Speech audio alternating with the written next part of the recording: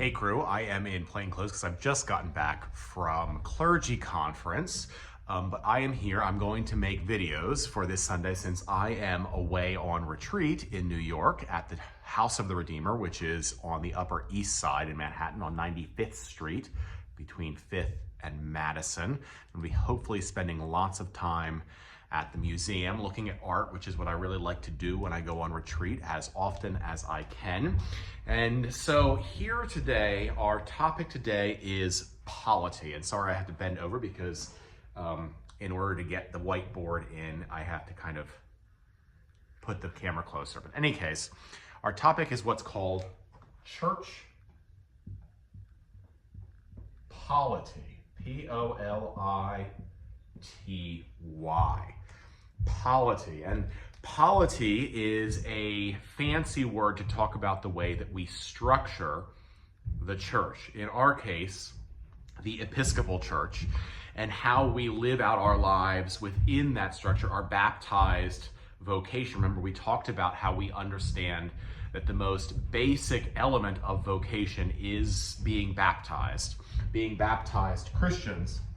As baptized Christians, we are called to live out our faith within the community of the church. And of course, there are different churches, right? So what are some different churches? Think about some different denominations of Christianity.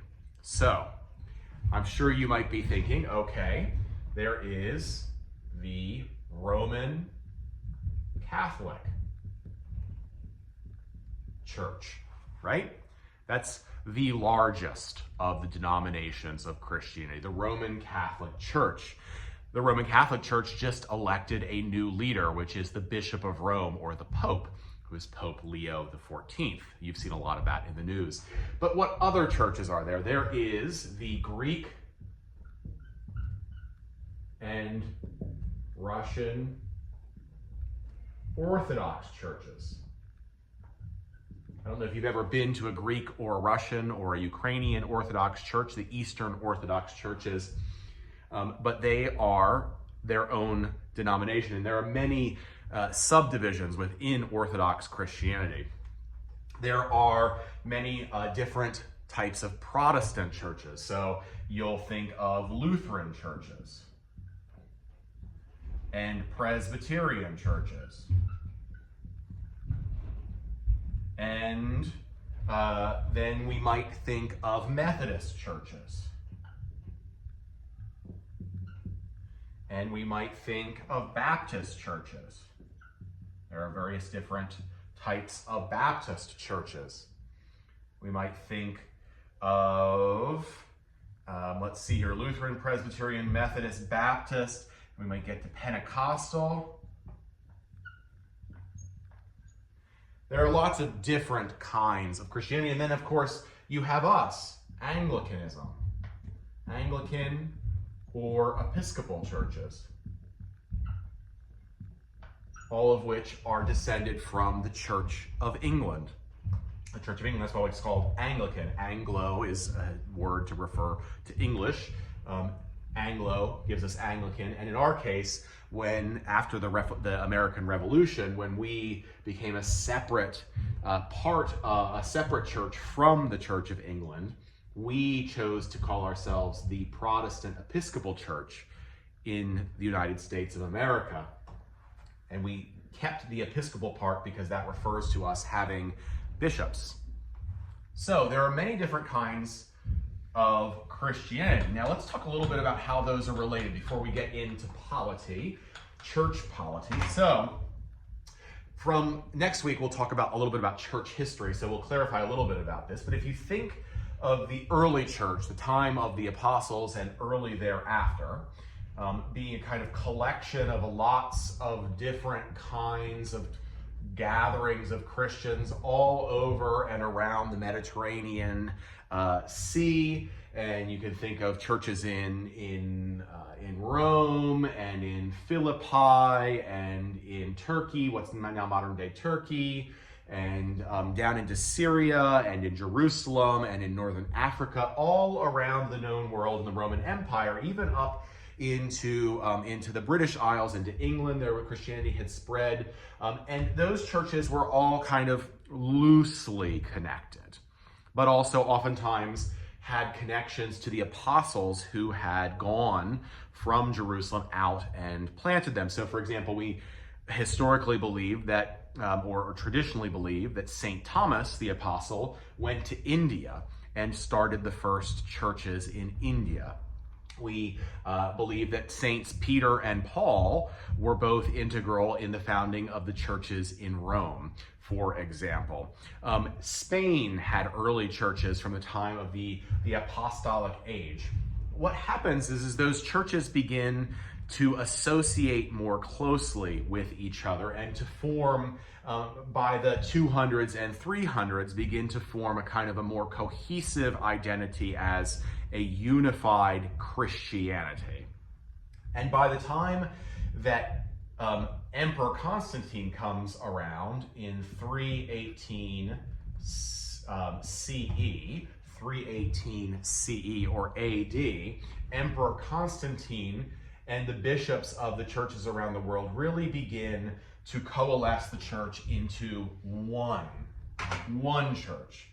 That's where we get that one holy Catholic and apostolic. And it's from this time that we get the Nicene Creed as well. Remember, we talked about the creeds last time. It's out of this that the definition of the church as one unified, one believing church comes together. And what happens is that's kind of understood to be the way that the church is. There's the Orthodox Church, the Catholic Church, one church, which subscribes to the Nicene Creed and that understanding of God and of Jesus and of the Holy Spirit and of the church. That church comes down, and then what happens is it begins to come apart at the seams around 1000 AD or 1000 CE. Remember what we called that? We called that the Great Schism. And that's when the Patriarch of Constantinople, a bishop of the church, who had his seat and his diocese in Constantinople, which was in now what is modern-day Turkey, the Bishop of Constantinople and the Bishop of Rome, the Pope, got into a fight over the fact that the Latin Church, presided over by the Pope in Rome, started to add a bit into the creed without consulting the Greek Church. And this caused the Great Schism. They mutually excommunicated each other. And at the Great Schism, what had for a long time, for about 700 years, more or less, not cleanly, but more or less been a somewhat unified church. So this is we'll put this as 400 AD. 400 AD, or CE, I should use that, Common Era, right? 400 AD, about 600 years later in 1000 CE, you get the Great Schism, and out of that you get the Latin Church and the Greek Church. That's the main division. The Greek Church is centered in Constantinople, and the Latin Church is centered in Rome. Now, what's happening in parallel with all of this is that the Roman Empire, remember, which begins to dissolve by the 600s AD, starts to go away, and the church, especially the Latin side of the church, really begins to see itself as the new Roman Empire. Out of that comes the idea that the Pope, the Bishop of Rome, is almost like a new Roman emperor, and so sees himself as a pope, a person with universal jurisdiction throughout the whole church, and even begins to assert his authority as universally having jurisdiction over the Greek church and over the church into Syria and around into northern Africa. This causes a lot of tension and leads to the Great Schism in 1000 AD. Once these two split and have their separate being, the Greeks go their way. The Greeks, and among the Greeks are the Eastern churches, which include those who were planted in Russia and the Russian areas, and all of that, and the Latin Church. Once these split, these go really pretty much their separate ways and develop in different ways. And from the Greek church and the Eastern churches, we get the Orthodox churches today. The Latin Church, so I'm gonna bring this up here. We're gonna bring up the Latin Church to be up here. The Latin Church goes through some interesting changes after the Great Schism. And one of the big changes that happens is that in the Latin Church, a lot of European nobles start to buy their way into church offices, becoming bishops and cardinals and even the Pope. And as you can imagine, when you have nobility, people with lots and lots of money buying their way and getting their way into church offices, they're not always the best judges of theology. Their motives are more about their nobility oftentimes than they are about good Christianity. This puts the Latin Church into a little bit of a mess, especially as we get into the 13 and 1400s, about 300 years after the schism. This leads to lots of fights. There were multiple popes at various times, people contending for the papacy. But what happens is that by the 12 and 1300s, there are movements for change, for reformation. One of these begins in England and leads down to the first group to really officially claim independence from the Latin Church, the medieval Latin Church. And that group is not the Lutherans, it is the Moravians. You know the Moravians because we've got lots of Moravians around here in Bethlehem, because the Moravians founded Bethlehem and Nazareth and Emmaus. They came here in the 1740s because they could buy land here from William Penn and his sons. The Moravians came out of what is now the Czech Republic. And the Moravians split off in the 1400s as an officially different church from the Roman Catholic Church. And the Roman Catholic Church ceased to see that group of people as part of the Roman Catholic Church. The Moravians then also influenced another group that would come out in the early 1500s, and that was a group that was centered around a guy named Martin Luther. And as a result, we get the Lutherans and the Lutheran Reformation, which really begins the main body of the Reformation. The Lutherans, who come to be called Protestants because they were protesting the practices of the Roman Church, the Latin Church. The Lutherans are also followed up by, in the 1530s, the Presbyterians, who are centered around a guy named John Calvin. The Presbyterians. So we've got Lutherans, Presbyterians, Moravians, but we also get some other groups in this time frame. We get some groups that are called, this is a big word, Anabaptists. Oh, I can't spell it. Here we go. Let me try it again. Anabaptists. These are people that believe that if you were baptized as an infant, you have to be rebaptized. Anabaptists, that means rebaptized. You have to be rebaptized in order to be a Christian. And so they start rebaptizing people as adults. Out of the Anabaptists, we get a few groups. We get the group that comes down to us as the Amish.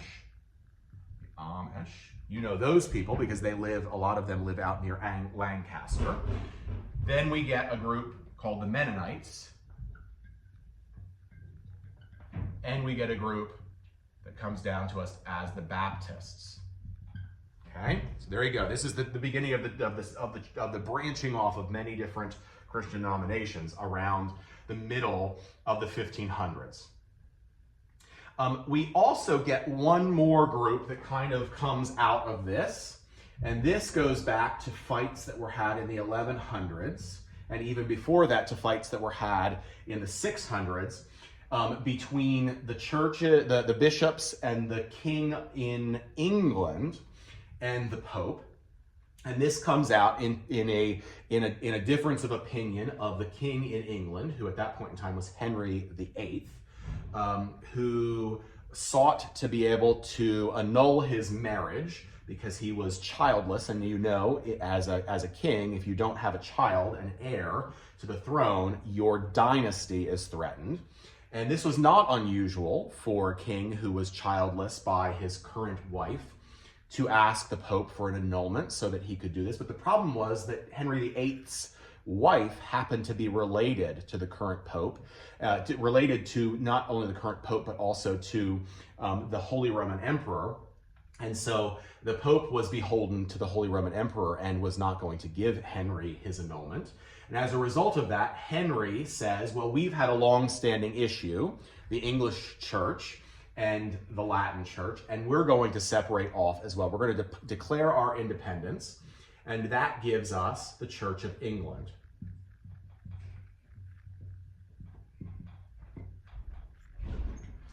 Which does the least reforming of any of these groups, really pretty much holds on to medieval Latin, the practices, the liturgy of the medieval church, including bishops, but just separates itself off and declares itself independent with Henry VIII, or the king, or the monarch, as the head of the church, the temporal head of the church. And one of the main figures of the Church of England in its early reform was a guy named Thomas Cranmer. And he was the Archbishop of Canterbury. We'll talk a little bit about that next week when we go through church history.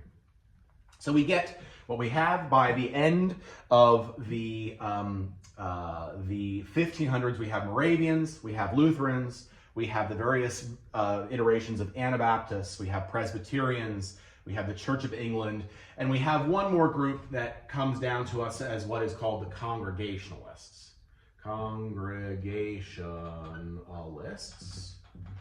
And the Reformed.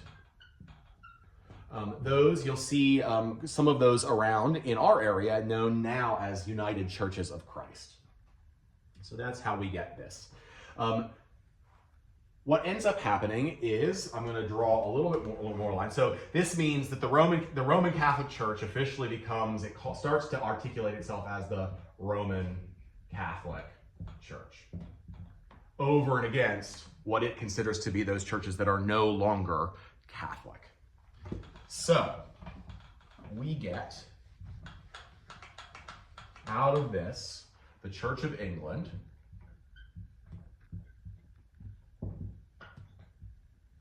comes with the colonizers over to what would become the colonies, and settles particularly in Virginia, in the South, Virginia, North Carolina, South Carolina, and then a little bit of it ends up in Pennsylvania and New York.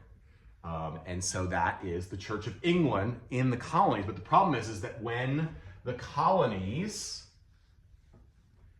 declare their independence from England and fight for that independence, the Church of England ceases to be the Church of England in the colonies. And there's a whole crisis. What that leads to is the Episcopal Church, our church, right?